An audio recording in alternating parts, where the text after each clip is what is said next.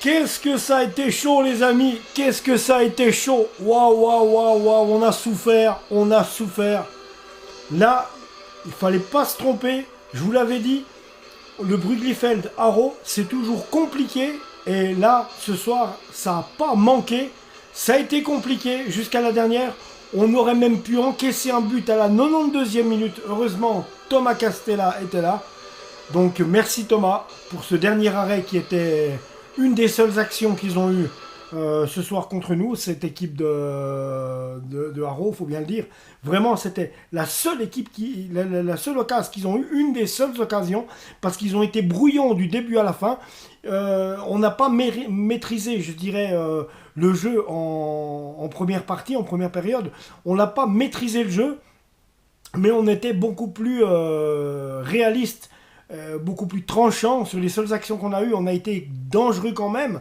Alors, dans le jeu, c'était pas ça, mais dans la concrétisation, dans la verticalité, et dans le fait d'être dangereux devant les buts, on l'a été beaucoup plus qu'eux.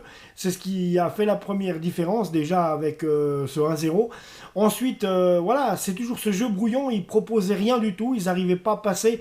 Nos défenseurs se replaçaient bien à chaque fois. Et là où vraiment, pour résumer, c'est que où on a souffert, c'était dans le dernier quart d'heure. Le dernier quart d'heure a été terrible. On prend un but sur un penalty. Hein. Déjà, après, ça complique parce que tout d'un coup, il y a des changements de fait, il y a du sang frais. Et tout d'un coup, alors que Haro a été pathétique, je dirais même, ouais, pathétique, c'est ça, il faut le dire, a été mauvais tout le long. Là, ils ont commencé à être dangereux dans le dernier quart d'heure. Et ils nous ont fait peur parce qu'ils se sont créés une ou deux occasions qui auraient pu faire mal. Michael Anjanizayamo qui crée déjà le premier, le penalty, donc le 2-1. À ce moment-là, eh bien, lui refait une faute, mais heureusement, c'est en dehors de la surface cette fois-ci, et ça sera coup franc, un coup franc qui n'aura rien donné, mais après il y a eu un corner, et on a senti que ça allait être dangereux, parce que sur ce corner-là, eh bien, il y a eu une frappe d'un Argovien, et là, Castella, in extremis, s'interpose, donc on a échappé à la correctionnelle.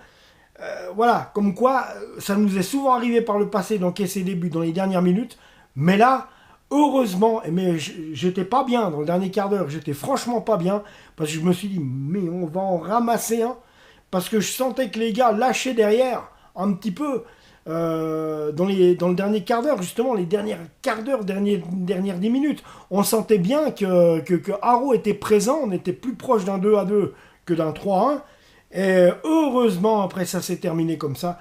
Donc, heureusement pour nous, tant mieux. Mission accomplie. Victoire du Lausanne Sport. Bravo les gars. 2-1, ça suffit. Ça fait 6 points.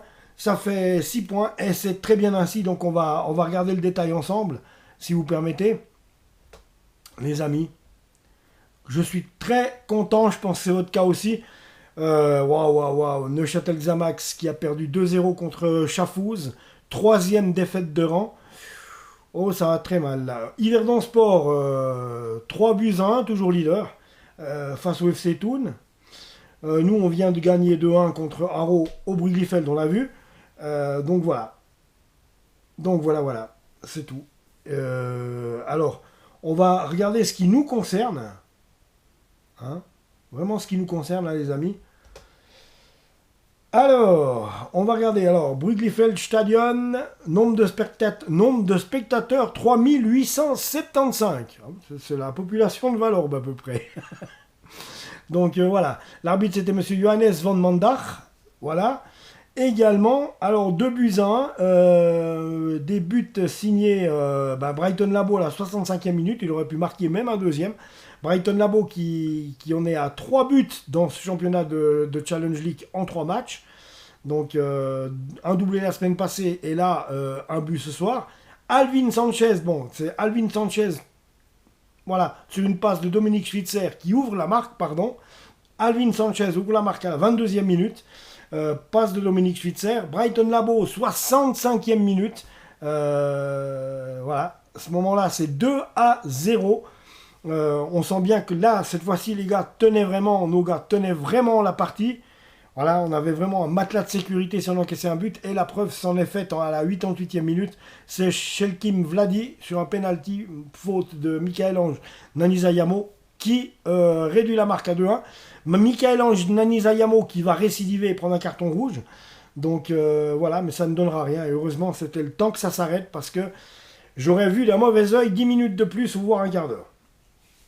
Donc on va regarder les statistiques du match, les amis.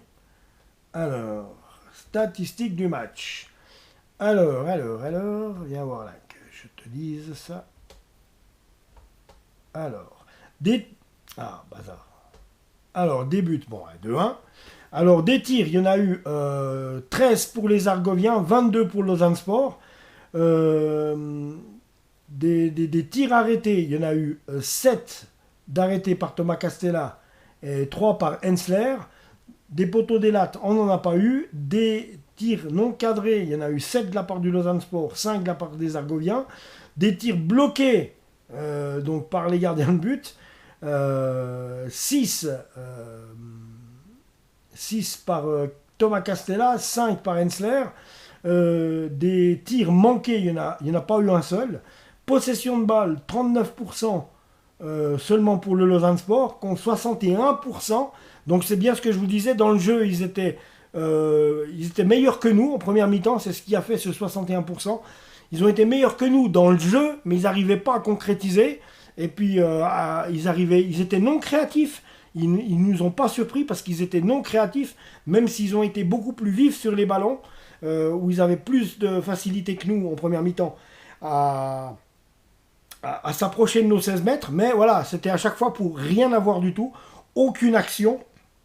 Donc je l'ai dit avant, hein, un tir pas cadré, il y en a eu 5 pour les Argoviens. Donc voilà, des tirs manqués, voilà, 0.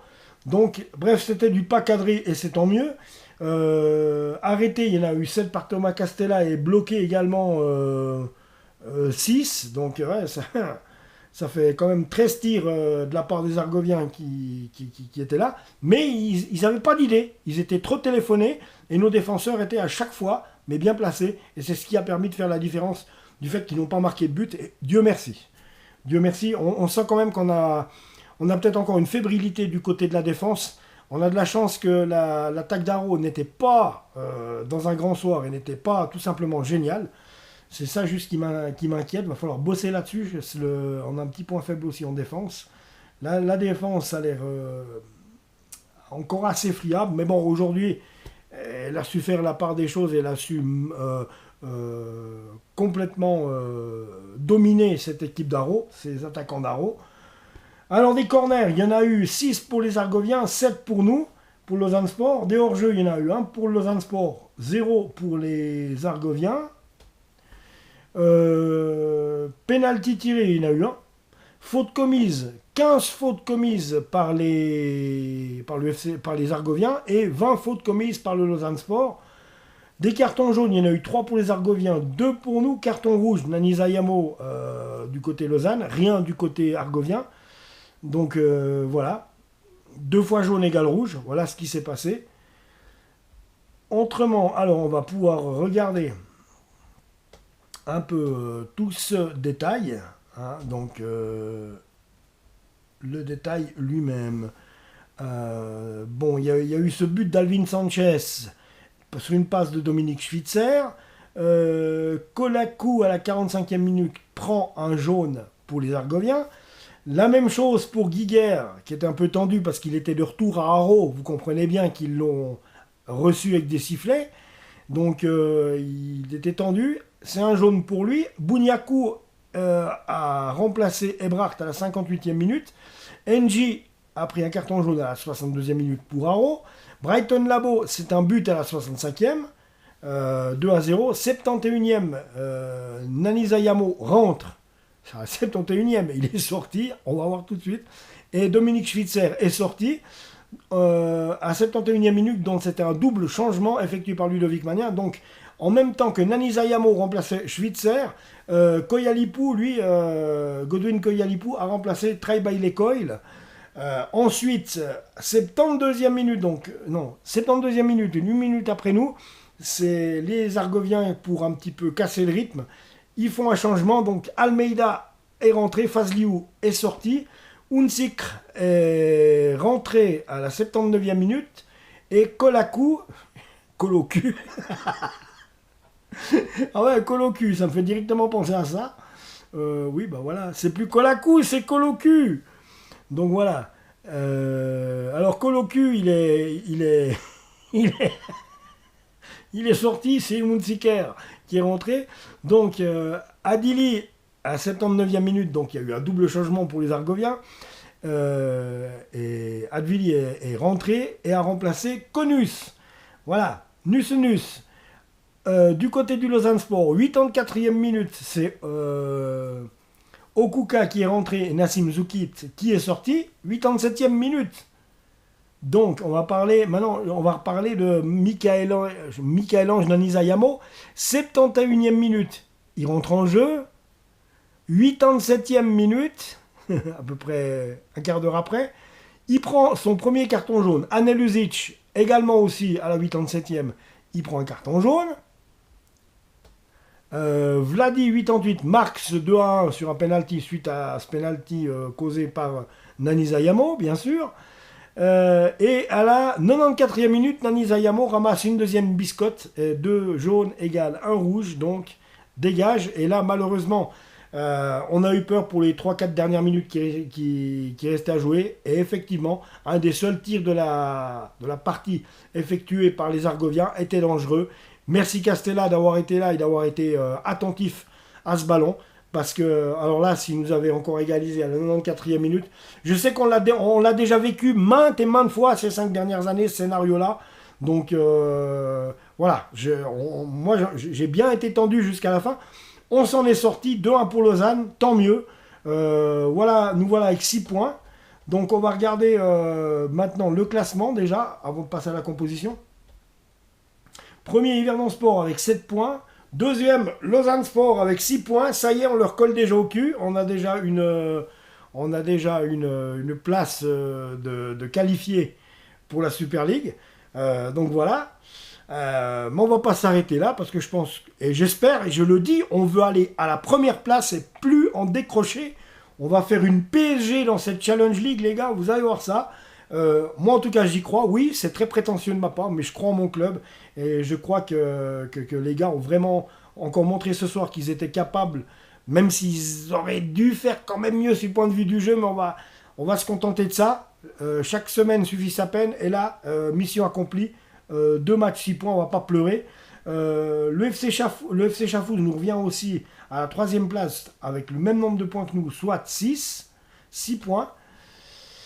6 points en 4e place, bien sûr. Il faudra attendre parce que Bellingson est 4e, mais ils ont un match en moins. Ils n'ont pas encore joué. Ils joueront demain face au Stade Lausanne-Ouchy et j'espère bien que les Lausannois vont gagner. Donc voilà, c'est ça surtout. 5e, le FC Haro, qu'on a battu ce soir, avec 4 points aussi. Le FC Ville, 3 points avec un match en moins. Ils jouent demain. Le Slow, 7e. Ils jouent demain, je viens de le dire, à Bellingson, ils ont 3 points. Vaduz, 8e avec 2 petits points. Mais méfiance, 9e Thun, et c'est étonnant de voir ces deux, moi je pensais des gros prétendants, et ça peut encore le devenir, qui sont dans les 3 dernières places. Donc Vaduz avec 2 petits points, seulement en 3 matchs. Le FC Thun, 1 petit point en 3 matchs. Moi je les aurais vus en train de nous faire peur tout en haut du classement. Et j'aurais pensé plus facilement qu'Yverdon aurait joué les dernières places, mais enfin non. Et c'est tant mieux. C'est tant mieux pour le football roman. Et Neuchâtel-Xamax, là, ça fait quand même mal au cœur pour eux. 3 matchs, 0 points. Là, à mon avis, il y a quand même du souci à se faire pour cette saison. Donc voilà, les amis. On va juste regarder les compos. Ah, les compos, c'est intéressant, c'est important. Donc alors, Haro avait Simon Hensler dans les buts. En défenseur, Ariane Koloku. Non, Kolaku, pardon. Ah ouais, elle est pas drôle, mais elle me fait rire. Voilà, c'est pas drôle, mais ça me fait rire. Voilà, Ariane Koloku. Voilà, avec son numéro 22, que ça plaise ou non. Hein, Olivier Yekle. Yekle, c'est pas un Pekle, c'est un Yekle ce coup-ci. Olivier Peclet, numéro 8, comme défenseur. Yann Koenig, également défenseur. Milieu de terrain, Nuno da Silva, Nuno da Silva, milieu de terrain. Misha Ebrard, Alan Ng, c'est peut-être le frère à Clinton Ng, je sais pas. Bon, je dis ça, je dis rien après, hein, les amis. Bastien Conius, oh, ça c'est bien roman ça. Bastien Conius, ça c'est fribourgeois ça. Et Valon Fazliou en milieu de terrain. Autrement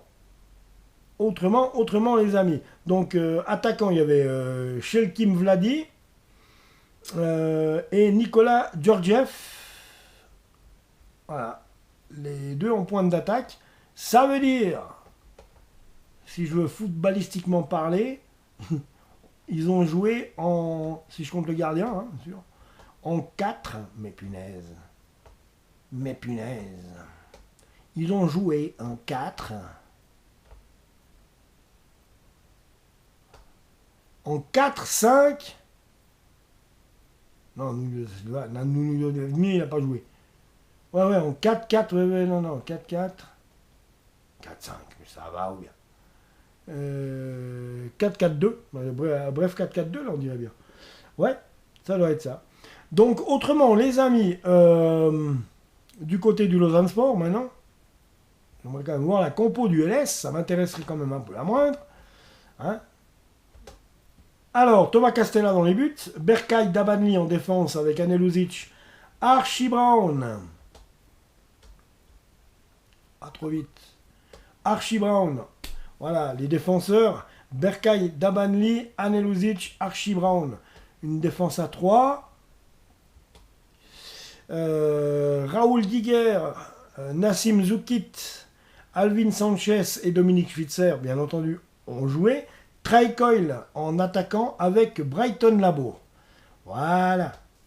Et dans les remplaçants, on avait Raphaël Spiegel. Je pense que Raphaël Spiegel, tôt ou tard, il va peut-être être mis comme titulaire parce que on l'imagine mal, surtout un gardien